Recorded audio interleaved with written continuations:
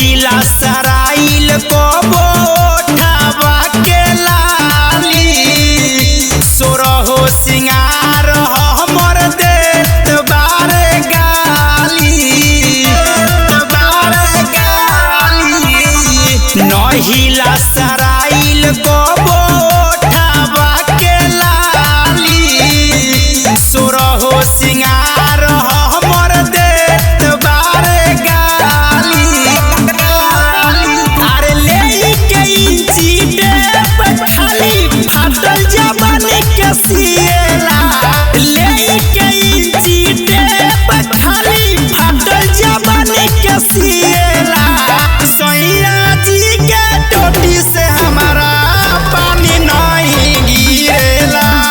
सैया जी के टोटी से हमारा पानी नहीं गिरेला टोटी से हमारा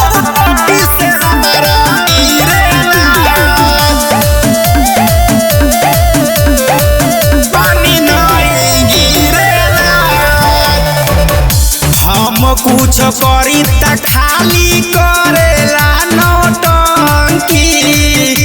पिए से पिंकू कोइले कुमारे में खाली टंकी हम कुछ करी त खाली करेला नौटंकी पिए से पिंकू कोइले कुमारे में खाली टंकी